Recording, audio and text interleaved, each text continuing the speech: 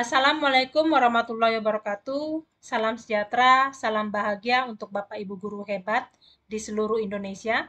Perkenalkan, saya Ritawati, guru SMP Negeri 2 Mondoyo, Kabupaten Jembrana, Provinsi Bali.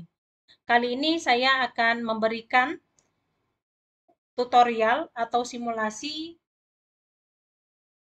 bagaimana mengisi kinerja guru pada platform Merdeka Mengajar. Sebagaimana yang kita ketahui, di dalam platform Merdeka Mengajar terdapat menu baru, yaitu pengelolaan kinerja guru.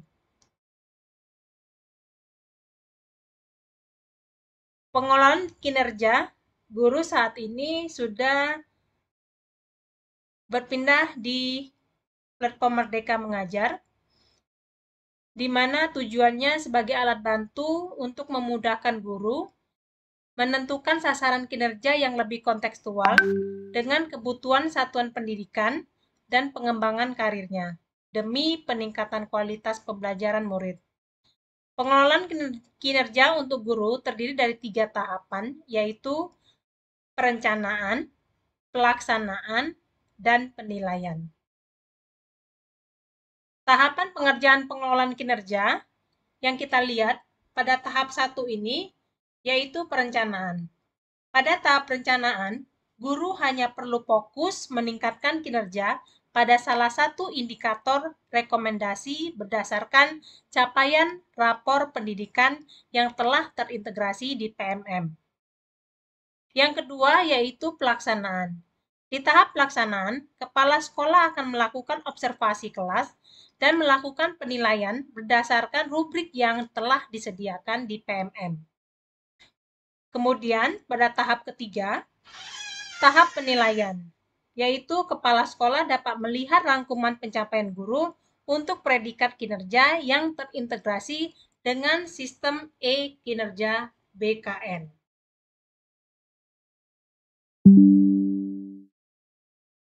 Ya, sasaran penggunaan pengelolaan kinerja ini ditujukan kepada yaitu ASN.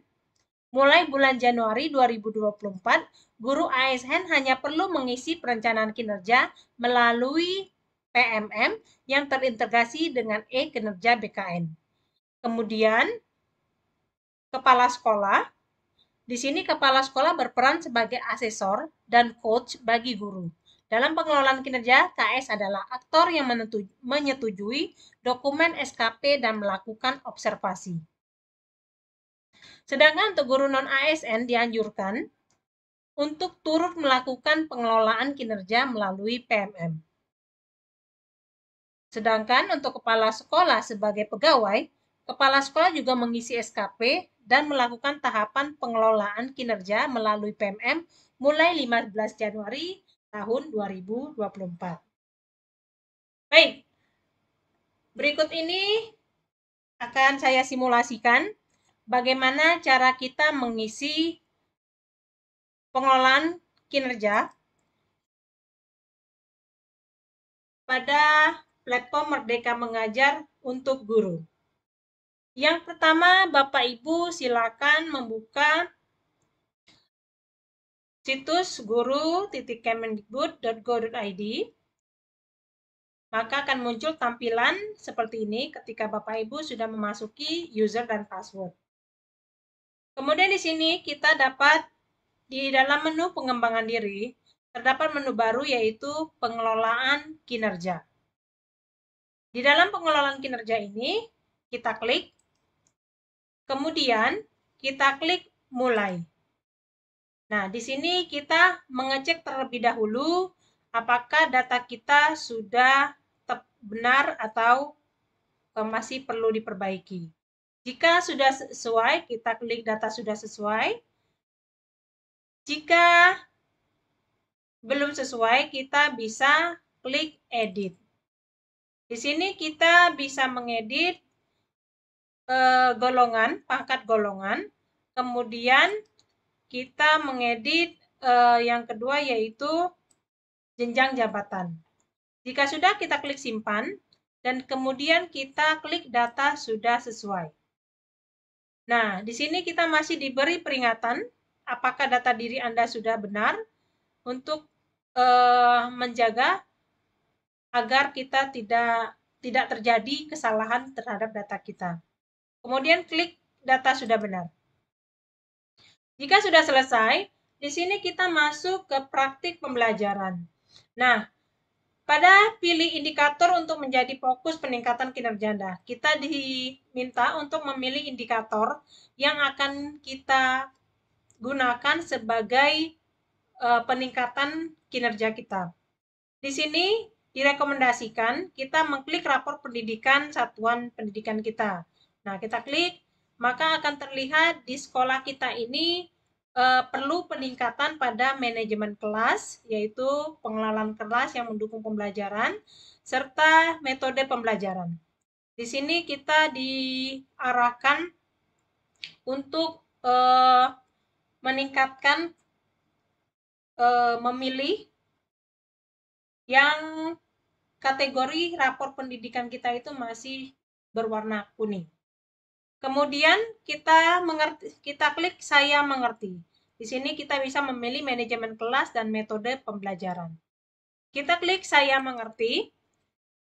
Karena rapor pendidikan kita yang berwarna kuning itu adalah manajemen kelas dan pembelajaran, maka kita bisa memilih yang pertama keteraturan suasana kelas, yang kemudian atau aktivitas interaktif ya untuk upaya pembelajaran yang memfasilitasi kolaborasi dan komunikasi antara peserta didik untuk peningkatan efektivitas pembelajaran.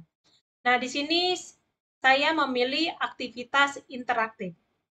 Kita klik aktivitas interaktif, kemudian pilih ke pengembangan kompetensi. Nah, di sini dalam pengembangan kompetensi, kita diarahkan untuk memilih yang pengembangan kompetensi yang paling efektif dan berdampak untuk diri kita, diri Bapak Ibu guru. Nah, di sini dalam rencana hasil kerja, kita pilih yang kira-kira bisa kita lakukan selama 6 bulan ke depan. Kita perhatikan apa rencana yang rencana hasil kerja kita nanti. Di sini ada pilihan meningkatkan kompetensi peran sebagai partisipan kegiatan seminar. Ya, jika dirasa ini bisa kita penuhi, maka kita klik poin pertama. Nah, ini Bapak Ibu kita dikasih targetnya per semester. Di sini kita kira-kira mau mendapatkan berapa sertifikat. Kalau Bapak Ibu bisa memfokuskan untuk sebagai peserta kegiatan seminar, lokakarya, konferensi, dan sebagainya, Bapak Ibu bisa misalkan mencari 4 sertifikat. Karena minimal dalam pengisian ini kita harus memiliki 32 poin. Nah, di sini saya memilih 4 sertifikat dan hasilnya 16 poin. Kemudian kita klik tambah karena kita masih kurang 16 poin lagi. Rencana hasil kerja yang berikutnya yang pengen kita pilih yaitu di sini kita milih meningkatnya kompetensi melalui peran sebagai peserta pelatihan mandiri sesuai model kompetensi guru. Nah, di sini 8 poin, kita pilih di sini targetnya 2, di sini jadi 16 poin. Maka sudah terpenuhi sebanyak minimal 32 poin. Ya, kalau Bapak Ibu mau menambah lagi silakan. Misalkan untuk sebagai cadangan, Bapak Ibu tinggal pilih. Ya, kalau